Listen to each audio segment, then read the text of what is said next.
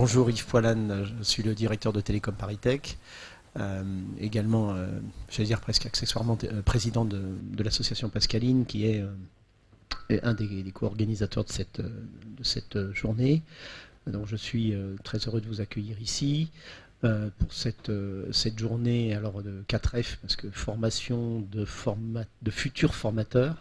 Hein, enfin, formation de formateurs, de futurs formateurs, enfin, ça doit être quelque chose comme ça. Sur notamment l'option ISN. La journée est à la fois retransmise en direct sur le net et elle est enregistrée. Donc, ce qui fait que vous n'êtes ici que la partie, je dirais, visible de l'iceberg.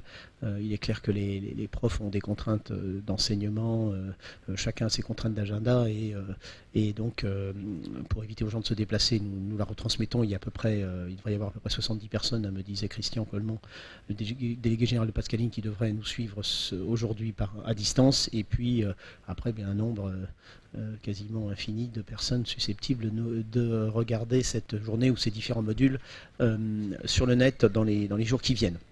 Alors, comme je l'ai dit, je vous accueille à double titre, en tant que président de Pascaline et qui est co-organisateur de la formation. J'y reviendrai, mais aussi en tant que directeur de Télécom Paris-Tech, qui est on se targue d'être la première grande école française du numérique. Et bon, le cumul des mandats n'est pas fortuit, alors on se challenge un peu avec Supélec. Alors donc je salue Alain Bravo, le directeur général, ex-directeur général de Supélec jusqu'à il y a peu, et précédent président de Pascaline, et qui aura le plaisir d'intervenir un peu plus tard dans la matinée. Alors je voudrais d'abord remercier les organisateurs et les autres organisateurs, alors, au premier rang desquels le ministère de l'Éducation nationale et notamment ses inspecteurs généraux, donc Robert Cabane, Laurent Chénaud et Christine Gobert-Macon, qui sont là, voilà, tous les trois au premier rang. Mais aussi les partenaires, alors l'INRIA, qui est, donc je dirais si Télécom Paris-Tech et Supélec peuvent être considérés comme les références françaises en matière d'enseignement supérieur en informatique, en tout cas en ingénierie informatique. Je crois que l'INRIA est la référence française dans la recherche dans le domaine du numérique. Le CIF, donc ex-spécif, ça fait déjà un petit moment que ça s'appelle le CIF, l'EPI, l'Association pour l'enseignement public et l'informatique, et puis bien sûr Pascaline et sa commission culture numérique, donc copilotée par Jean-Louis Pierrel d'IBM. Alors où est-ce qu'il est, Jean-Louis? Il est là, voilà. Et Christine Solnon, qui est là, voilà. Bonjour. Et puis Alain Bravo, mais je l'ai déjà dit, qui est jeune retraité désormais, et qui fut jusqu'à il y a peu directeur de Supélec et président de Pascaline avant moi. Au plan logistique, remercier Madircom, enfin la direction de la communication, et la DSI de Télécom Paris-Tech notamment, qui nous permettent ce matin de retransmettre en direct cette journée et de l'enregistrer pour la rediffusion.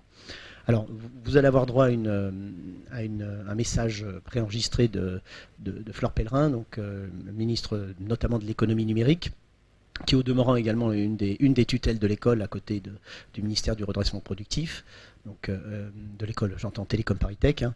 Mais je voudrais vous dire, avant de lui laisser la parole pour son intervention enregistrée, vous dire avec mes propres mots combien cette opération me semble importante. Bon, elle s'inscrit dans le développement des formations sur le numérique dans les lycées, que ce soit au niveau du secondaire, et puis il y a le fameux BTS système d'information et organisation, c'est ça? Service informatique et organisation, j'ai tout faux. Mais on voit bien ce que ça veut dire, hein, donc il est important, il est très symbolique ce BTS, d'abord parce qu'il a fait l'objet d'une rénovation, il existait sous un autre nom antérieurement. Nous avions d'ailleurs participé à l'opération de lancement de ce BTS, et rien que son acronyme, même si je me suis trompé, traduit bien l'interaction qu'il peut y avoir entre l'informatique et les organisations. Donc l'option ISN, pour revenir au cœur du sujet, ne consiste rien moins que de donner une formation de base suffisante aux jeunes en informatique et numérique, dont on pense qu'il est clé pour, alors excusez-moi pour l'expression un peu bateau, mais pas pour relever un certain nombre de défis économiques et sociétaux de ce XXIe siècle. Alors, dans les textes de référence sur le fondateur de l'option ISN, il est dit que l'objectif de l'enseignement de spécialité ISN en classe terminale n'est pas de former des experts en informatique, mais plutôt de fournir aux élèves quelques notions fondamentales et de les sensibiliser aux questions de société induites. Alors avec mes mots, je dirais le constat est simple, le numérique est partout, hein. Le numérique est stratégique. Une étude de McKinsey en 2011 a montré qu'un quart de la croissance du PIB sur les 6 dernières années des pays de l'OCDE provient du numérique. Et donc il est normal que tous les diplômés, quel que soit leur niveau et leur formation derrière, leur spécialité, aient une formation de base au numérique, comme ils apprennent à lire, écrire, compter. C'est notre combat à Pascaline, c'est le combat de tous les co-organisateurs de cette manifestation, c'est le combat de nos amis de l'Éducation nationale qui effectivement œuvrent au sein de leur ministère pour toutes ces opérations. Et j'ai cité tous ces partenaires. Alors par ailleurs, il se trouve que dans le lot de tous ceux qui vont avoir le droit de suivre, qui vont pouvoir suivre cette option, ISN, il y a ceux qui poursuivront par un approfondissement dans le numérique, et c'est indispensable parce que la France manque d'ingénieurs dans le domaine du numérique. Et donc on espère à Pascaline, et je pense dans d'autres co-organisateurs, que cette formation de base donnera l'envie à un plus grand nombre de se spécialiser dans le numérique. C'est aussi notre plus grand nombre. Et ils seront d'autant plus efficaces qu'ils auront en face d'eux des non-informaticiens qui auront quand même les notions de base et qui du coup leur permettra de parler un peu le même langage et de se comprendre.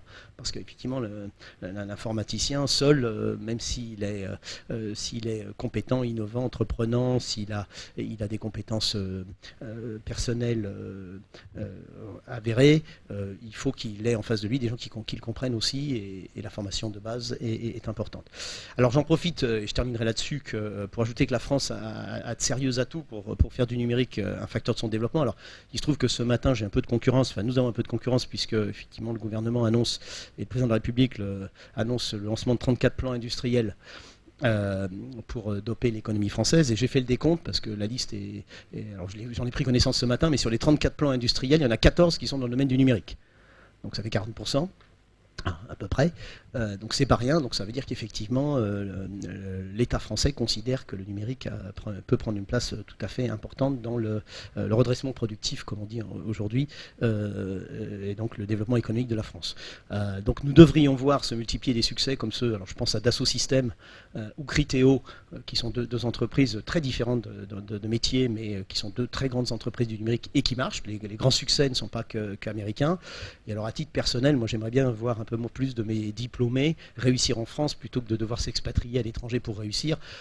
Il se trouve qu'un des cofondateurs de LinkedIn est un diplômé de Télécom ParisTech, et que l'inventeur de Siri, en fait, celui que vous utilisez si vous avez un iPhone, est effectivement un diplômé de Télécom ParisTech qui est parti il y a déjà bien longtemps, puisque ça fait bientôt 20 ans aux États-Unis, à Stanford, et qui a déposé les brevets et puis a fait une spin-off qui a été rachetée par Apple et qui est aujourd'hui ce qu'est Siri, et qui rend ma foi bien des services.